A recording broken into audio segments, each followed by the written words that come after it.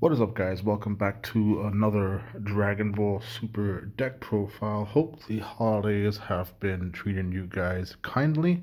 As we all know, Bandai has dropped the new updated ban and restriction list, and we have lost the power of the Trunks card that was commonly played in Vegeks decks.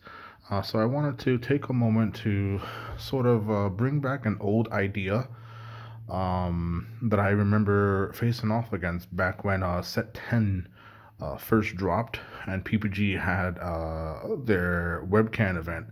And there was a player I played against who did wind up topping that event. I think his name was Brandall Cantu. And he had essentially what was known as BuuGeks. And I remember this deck being popular in European events and seeing a lot of people do different takes on it. So I kind of wanted to give a little bit of a refresher on what BuuGeks is um, and why it may be a nice way to keep Vegeks sort of relevant in the meta. This deck is compiled for best of one because of the situation of the webcam events are best of one events. With the Bandai events, the ones that are actually run by TOs and whatnot. So I don't know if this deck would be a thing to play in best of three. But for the best of one format, you have something like this here that's incredibly aggressive and can steal games right off the bat. So we all know what the Vegeks leader does. If you don't, you haven't been playing this game long.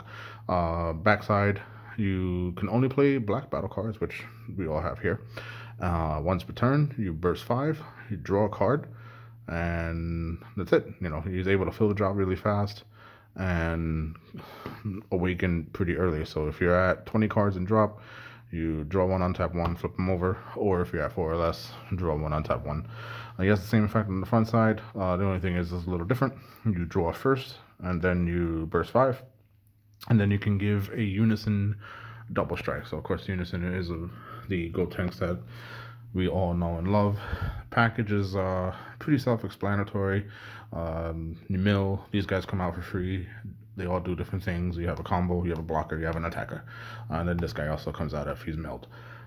So that's pretty self-explanatory. What people may not be aware of is how the Buu chain works with this kind of deck. So you have your one-drop Babidi, where if you have 2 energy, before your energy is black, and you have 2 or more energy, you discard a card, place it in your drop, and then when you play this card, you choose up to 1 Dabura, Pui Pui, Yakon, or Majin Buu card in your drop area with an energy cost of 2 or less and play it. So you get to play the starter card of your chain, and as you have no cards in your hand, you're essentially able to go from the 2 to the 4 to the 5 to the 6 as early as turn 2, turn 3, depending on what you've milled with the leader effect. So it's a very aggressive engine. You have a dual attack, you have a critical, you have a double strike. This one's just kind of like a fancy tech one-off. But the main thing is to get into Majin Buu Supreme Move. And the reason why he's so good is he can't be removed from your battle area by your opponent's skills whatsoever. That's permanent. It's applied as soon as he's played. So he's very hard to get rid of. And when he's in rest mode, your opponent cannot use non-leader skills to add cards from their deck to their hand. So they can't search for cards to their hand, they can't draw if they play like one-drop cantrips or anything of that world. And then the other thing is he has an activate battle. You pay 3 energy, he gets plus 10,000 power and triple strike for the duration of the turn. Since it's really easy to get up there, you're basically knocking your opponent's life really, really low, really, really fast. And then you have the malicious mimicry. Most of the time, you're using the activate battle, where you choose up to 1 Majin Buu card in your leader area or battle area. It gets 15k power for the duration of the battle. If your opponent does somehow manage to get past that Buu chain, second effect of malicious mimicry, pay 2 energy. Before your energy is back, you send this card from your drop to your warp. You choose 1 card in your hand, place it in your drop area, choose a 1 black Majin Buu card with energy cost of 2 or less in your drop, and play it. So you're essentially able to start your chain all over again from 2 drop all the way up to this big bad boy there. Now, as far as I guess maybe flex spots, if you're doing best of one, This guy is just pretty much a staple. You want to use the Bibbidi combo because you're not really trying to draw. You're trying to have a no hand count essentially, not a low hand. You want no hand. So this is a way to um, sort of like defend yourself in a way, or also push for aggressive. You have food to get back the Bibbidi super combo. Um, this can be a bit of a different character. Most, if you have it, you should probably play Kotsukai. I use this to sort of like discard cards and draw extra things to hopefully discard. Um, so this can be like kind of flexus in a way. Kotsukai is obviously probably a better choice. I don't have it, so I played this instead to sort of like filter my hand and try to get more things into my drop. You want to have a lot of the big guys in your drop because they get summoned from the drop. And this is just another way to kind of get to the drop. And of course, 3 power bursts to protect yourself. So like if there's like a pros cons kind of thing, pros of the deck, it's super aggressive. It literally steals games from out of nowhere.